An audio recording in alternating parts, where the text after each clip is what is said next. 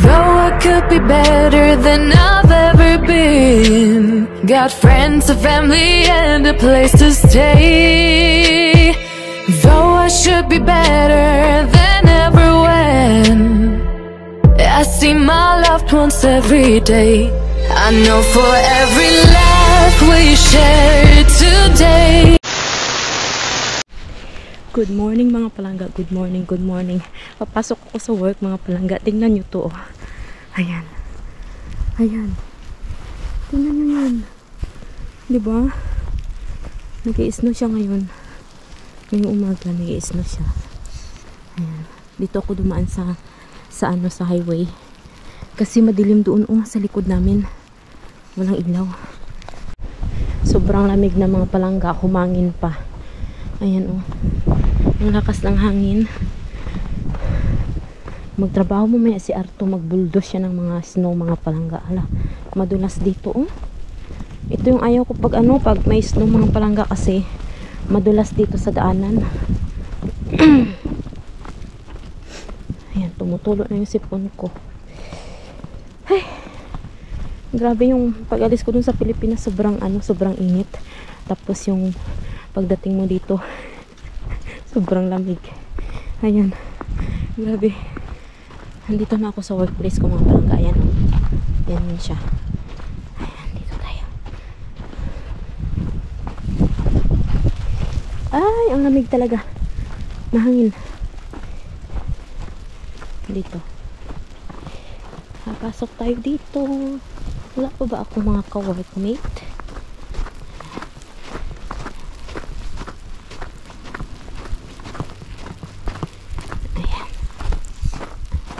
Hello mga palangga, alas 2 na.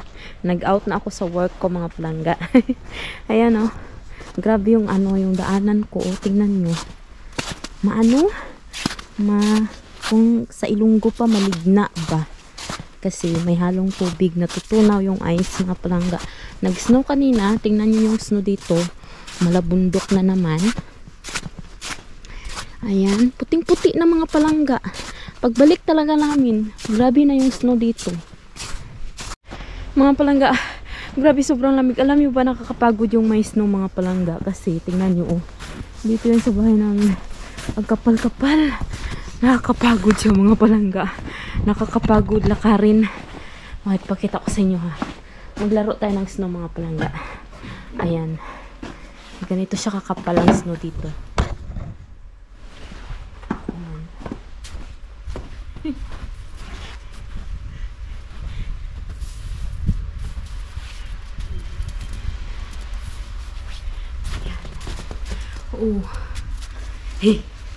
Sobrang lamig. Mga palangga, sarado yung bahay, yung harap ng bahay. Sa harap kasi ako dumaan. Sarado siya. Dito tayo. Maglalakad tayo. Tingnan nyo, lubong na lubong yung paa ko mga palangga. Tingnan nyo. Ayan, ganyan siya. Ganyan ka yung ice ngayon, kakapal. Grabe. Ayan si Chusa. Chusa. Ayan na si Chusa Hello! Hello, girls! Asan si daddy nyo, ha? Bakit wala yung sasakyan na pula? Tingnan nyo mga palangga, Yung lake, yung ayon mo mga palangga, yung lake na yun, puting-puti na siya. Ayan.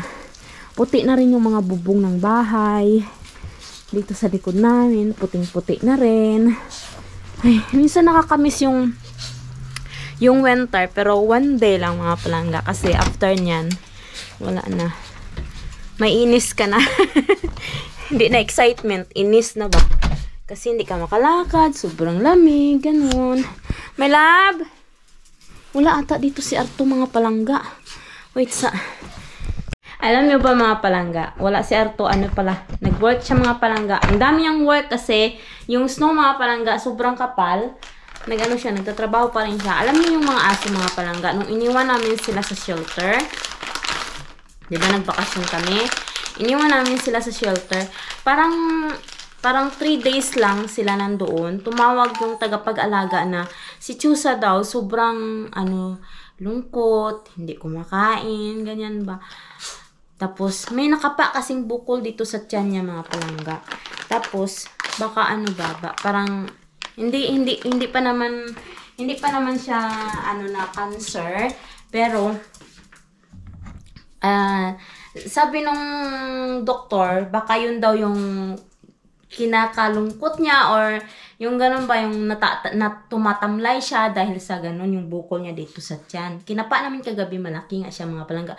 Pero malambot siya na bukol.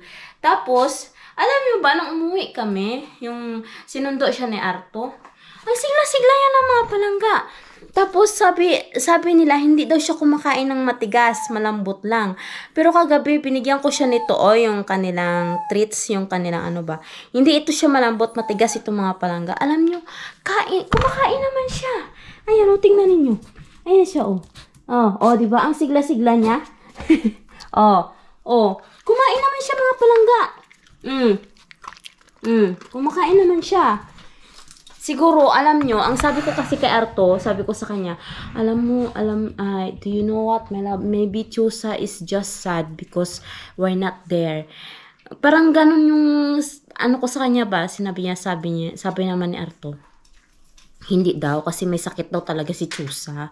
Kasi dati daw, pag iniiwan daw yan siya, hindi naman daw siya ganun. Ngayon lang daw, nagkaganyan si Chusa. Pero sa feeling ko talaga mga palangga, nalungkot talaga si Chusa dahil hindi niya kami nakikita ni Arto dito araw-araw. Ngayon, ang saya-saya niya na. Ang sigla-sigla niya mga palangga. Ayun kain ng kain. The next day. Good afternoon mga palangga.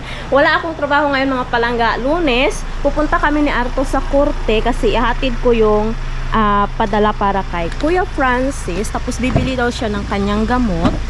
Tapos, ngayon araw din na to mga palangga, isi-send ko yung mga package para kila Manina, yung pinabili nila sa akin ngayong araw na to.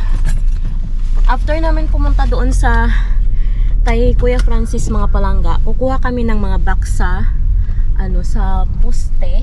post para ma-impake namin yung mga para kila Maninay. Ayan.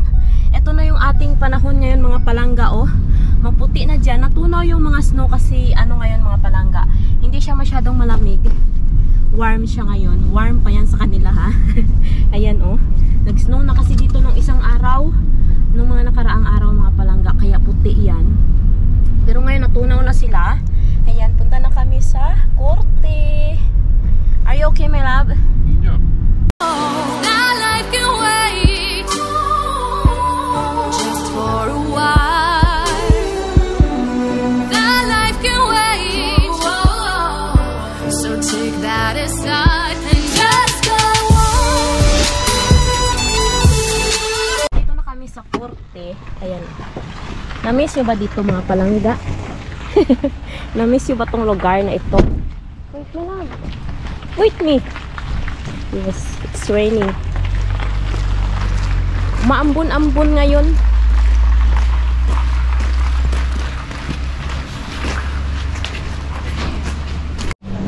Mga palangga, kakain muna kami ni Arto. Ayan. Dito kami. Kuha ako nitong sili. Anghang kaya to? Anghang siguro to ba? What's that?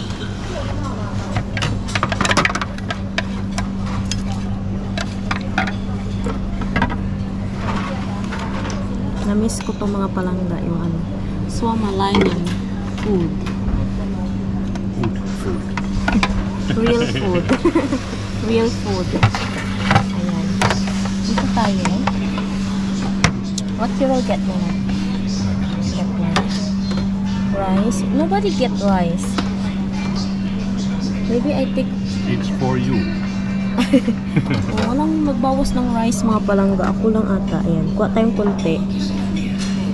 What's this, my love? Kasti. It's mixed vegetables. not meat. Okay. Here is Ay, masarap to. beef. This is kasmis. Parang ano ito mga palangga. This is Pork. chicken. Ay, chicken. Okay. Chicken daw ito. Timyami kasti. Yan. Lagay natin dito sa kanin. Tapos gusto ko rin ng isda. Salmon. Is this salmon? Yeah.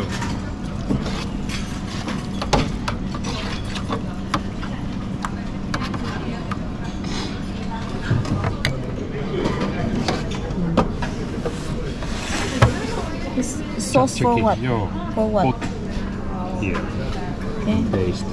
Maybe it's that fish. May sauce I sila. like that. Ayan, lagay natin dito. Noy. Choose correct. Kuha tayong drinks, mga palangga. Apple juice. Milk. Kotikari. Sayang mo lang Coke. You get kotikalya. Yeah. Mga palangga, alis na kami. Tapos na kami kumain, mga palangga. Busog na ako. Ayan o. Dito tayo.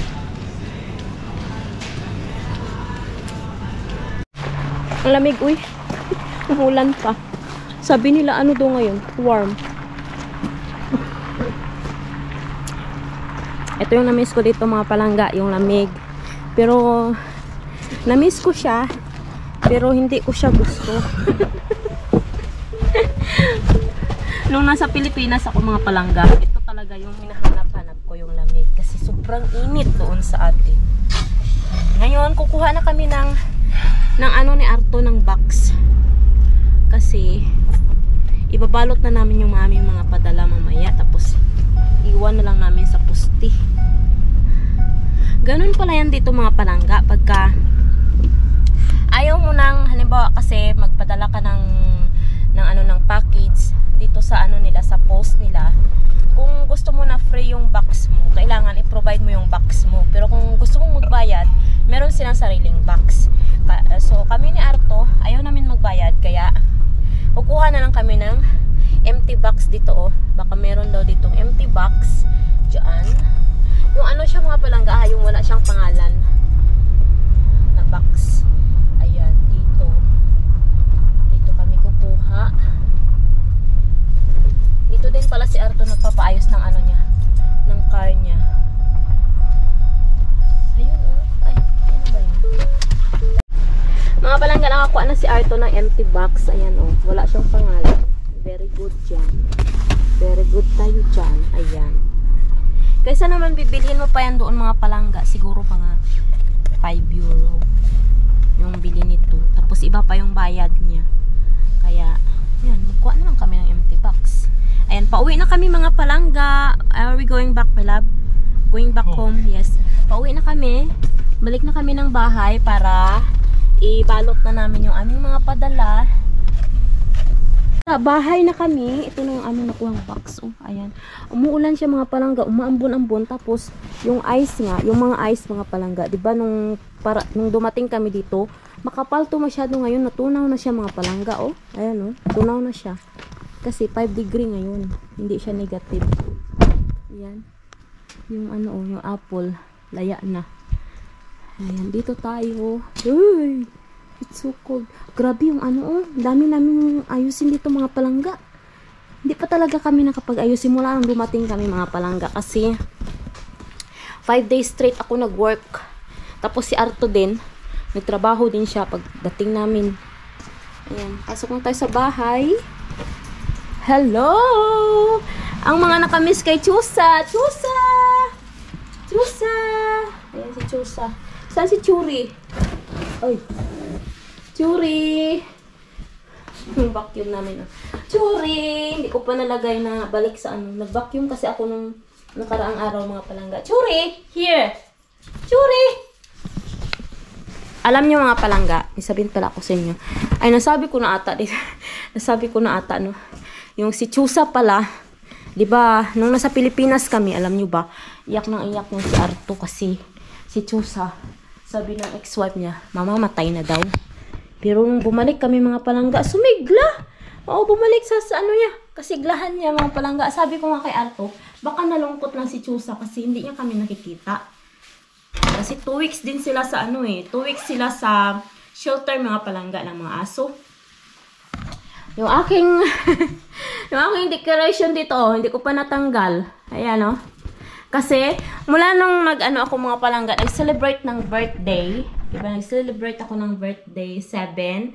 Tapos, pagka next week noon, busy na talaga kami pag-impake. Kasi, yun na yung focus namin, pag-impake. Tapos, uuwi nga kami ng Pilipinas. Kaya, hindi talaga kami nakapag-ayos dito sa bahay mga palangga bago kami umalis. Kasi may trabaho ako, tapos nag-aayos ako ng mga gamit namin, kaya gano'n. Iba yung boses ko. Yung sipon ko nag-ano sa ilong ko. Ayusin ko muna itong mga padala mga palangga ha. Ibalot ko sa box. Nasend ko na pala yung mga package na kailangan kong isend. Kila Maninay at saka sa iba kong mga friends. Nasend na namin yung dalawa ni Arto. Ngayon, lalabas ako mga palangga. Samahan nyo ako. Kasi kukunin natin yung yung garlic po doon sa aking greenhouse. Hala, maambon. Ayan. Kukunin natin yung garlic ko doon sa aking greenhouse, mga palangga. Ito na yung mga balde, oh. Nagsitaw-sika na sila. Ayan. Kunin natin to. Dito ko kasi ilalagay yung aking mga garlic. Ayan, oh. Natunaw na yung yellow, mga palangga. Kasi ngayon nga is 5 degree. Hala. Ano to? Wait lang, magsapatos muna ako, mga palangga. Kasi matawag nito maputik. Wait lang, kunin ko yung boots ko. Ito tayo sa loob. Ayan. Ayan na. Medyo malamig na. Ay, huwag natin isara itong mabuti kasi baka malak tayo. Ayan, nakaboots na ako mga palangga. Ayan. Ayan, dito tayo. Kunin natin yung ating, yung aking garlic dito. Kasi tatanim ko na siya. Kasi nung bago kami magpunta ng Pilipinas mga palangga, wala talaga akong time para itanim na yung aking garlic. Tingnan nyo, nawala na yung snow dito mga palangga, natunaw na siya. Dito tayo. Wala akong time na magtanim ng mga garlic mga palangga nung bago kami umuwi ng Pilipinas kasi sobrang busy talaga namin ni Arto. Yung mag-empake kami, may mga papel pa kaming inaayos. Tapos pagdating namin ng Pilipinas, ay ito na pala yung yung garlic. Pagdating namin ng Pilipinas, sorry ha. Wait, isara ko muna ito. Pagdating namin ng Pilipinas mga palangga, meron pa akong isang subscriber. Hindi ko na i-mention yung name niya. Pero hindi niya maintindihan ako mga palangga kung bakit hindi ako nakakapag-reply sa kanya ng kaagad-agad. Kasi mga palangga, alam nyo, yung 2 weeks na vacation namin ni Arto, kulang talaga pag-process ko pa lang ng OEC ko para makabalik ako ng Pilipinas.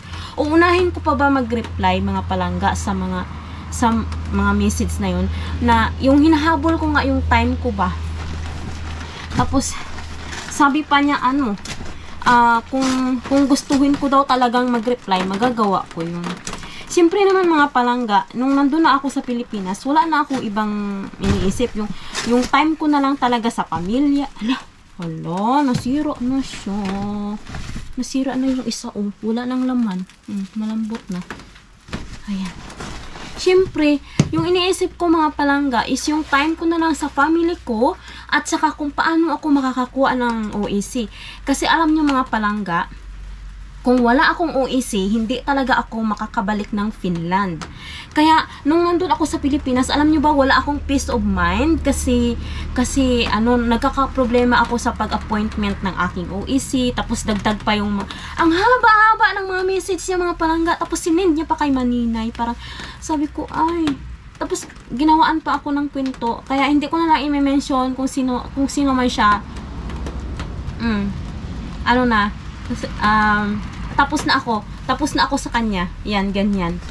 Tapos, yun lang, sana, yung tawag nito, umuwi nga ako ng Pilipinas para mag-enjoy, makasama yung pamilya ko. Pero alam nyo ba mga palangga, nung nabasa ko yung mga messages niya, na-stress ako.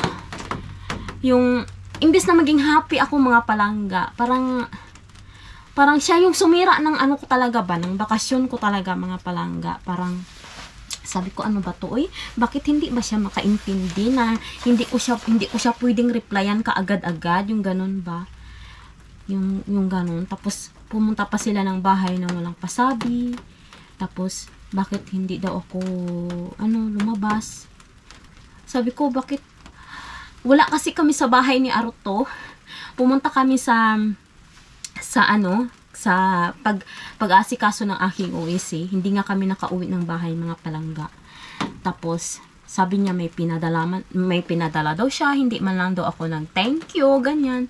Paano ko malalaman na may padala siya, mga palangga? Hindi pa nga kami nakakauwi ng bahay. Tapos ganoon na yung mga messages niya na hindi man lang daw ako nag-thank you kahit natanggap ko na daw yung padala ko. Sa isip ko, anong padala? Hindi ko pa nga nakikita yung kung ano yung padala niya. Ganun ba, mga palangga? Parang ang hirap may explain. Ang hirap mag-explain, mga palangga. Kasi, dapat ba i-explain ko lahat kung bakit ako hindi nakaka-reply? Ganyan ba? Kasi alam nyo, mga palangga, sa totoo lang, yung 2 weeks na vacation ko, kulang na kulang talaga sa pamilya ko pa lang, sa pag-asikaso ko pa lang ng mga papers ko. Kulang na kulang talaga, mga palangga. May mga tao lang talaga na hindi makaintindi na parang gusto nila sila yung priority, na ano ba, ganyan. So, wala tayong magagawa. Ano nila yan? Yung opinion nila yan sa akin. Wala akong magagawa, mga palangga. Pero, pag nag-message naman kayo sa akin, as long as meron akong time, meron akong, nagre-reply talaga ako, mga palangga. Tapos, ayun na, nagsumbong pa siya kay Maninay. Ang haba-haba ng mga niya doon, mga palangga, ng tula niya. Ginawaan niya pa ako ng kwento. Bakit hindi daw ako nagre-reply? Kung gusto ko daw mag-reply, kaya ko daw mag-reply, sabi niya ganun. Well, wala tayong magagawa. Opinion niya yan. Ay, shoot, nalusot ako. Ayan. Tapos, one thing pa, mga palangga. Yung paalis na kami ni Arto. No. Alam nyo ba, maaga kaming natulog mga 8, patay na yung ilaw namin. Kasi sa bahay talaga, mga palangga, normally sa bahay, sila tatay ko, maaga talaga yan sila natutulog. So mga 8 o'clock pa lang noon, tulog na kami, kasi nga, kinaumagahan yung flight namin.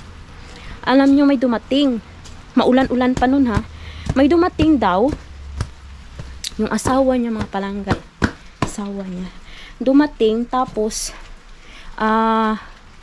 meron silang padala para kay Maninay. Tapos, si tatay ko kasi doon siya natutulog sa tindahan. So, merong kumakatok. Siyempre, binuksan ng tatay ko kasi parang busy. Ayo, ganyan ba. Tapos, binuksan ng tatay ko. Tinanong ng tatay ko na kung sino yun.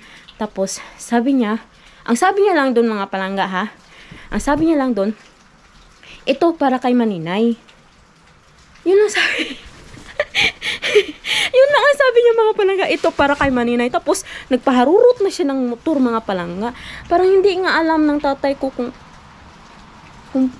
tapos sabi niya, tapos umalis na siya, diba? Tapos sabi niya, ito para kay Maninay. Tapos umalis na siya. Tapos si tatay ko kumatok doon sa main door namin. Kasi hiwalay nga yung tindahan namin. Tapos yung bahay namin, medyo hiwalay siya, mga palangga. So, kumatok si tatay, binuksan siya ng mga anak ko. Kasi yung anak kong lalaki, gising pa siya, mga palangga. Tapos, binuksan siya ng anak ko. Pinailaw ng anak ko yung ilaw. Tapos, kinatok ako ng anak ko. Sabi niya, Mama, may nagbigay ng bigay daw sa kaibigan mo, sabi ng anak ko. Sabi ko, sino? Wala as in, wala akong kaalam-alam, mga palangga na napupunta sila.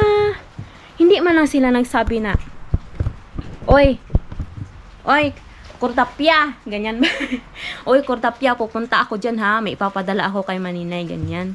Wala man lang, mga palangga, na talaga ako, parang, ang bastos talaga ba, yung ganun na ugali, na-disappoint talaga ako, mga palangga, yung bang, ano ba naman yung magsabi ka na, punta kami dyan ha, kasi may ipapadala kami kay Maninay,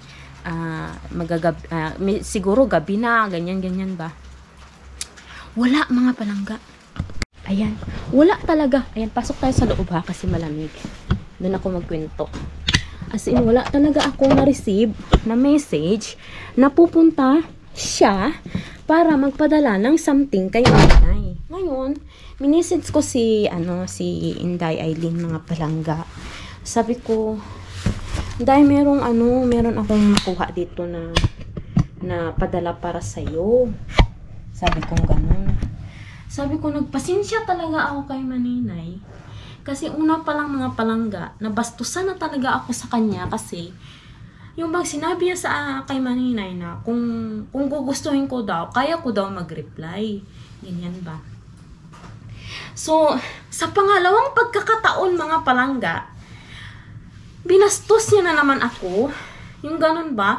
Na-disappoint talaga ako mga palangga. Hindi nyo talaga ako masisisi. Tapos, sinabi ko kay Maninay, sabi ko, Day, may pinadala dito para sa'yo. Pasensya ka na, hindi ko ito madadala kasi napakabastos talaga nila, Day. Yun, pinaliwanag ko kay Maninay na pumunta sila, hindi ko alam na pupunta sila. Tapos, yun, sabi ni Maninay, okay lang daw, huwag na daw dalhin. Akala daw ni Maninay, nagpaalam sila sa akin na pupunta sila. Wala mga palangga. Ano ba naman yung magsabi ka na, uy, punta kami dyan ha, may ipapadala kami kay Maninay, pakibigay na lang, ganyan. Tapos, minisage ko yung mga palangga, yung asawa niyo ba, yung lalaki ba. Sabi ko, pakikuha na lang. Pasensya na talaga kayong mga palangga ha. Kung sa inyo siguro to nangyari ganun din. Ewan ko kung kasi iba-iba kasi tayo ng ng pakiramdam ba. Pero sa akin, nabastusan talaga ako. Kaya sinabi ko talaga sa kanya na kunin na lang yung padala dito kasi hindi ko yan madadala. Sabi ko ganyan. Tapos sinabi ko talaga sa kanila na wala silang respeto, bastos sila ba, basta na lang sila pupunta ng bahay. Mag-iiwan ng kung ano-ano. Tapos hindi man lang sabi na pakisuyo naman, pakibigay ito kay Maninay, ganyan ba? Parang paano na lang mga palangga ba? Wala mga palangga, wala talaga as in. Tapos, ayun, alam nyo ba, pasensyahan nyo na talaga ako mga palangga, pero hindi ko talaga siya dinala. Pero binuksan ko yung nila, tinignan ko kung ano yung pinadala nila mga palangga. Ano siya, kankanin siya mga palangga. Okay na sana kung sa Maynila lang kami ni Arto pupunta.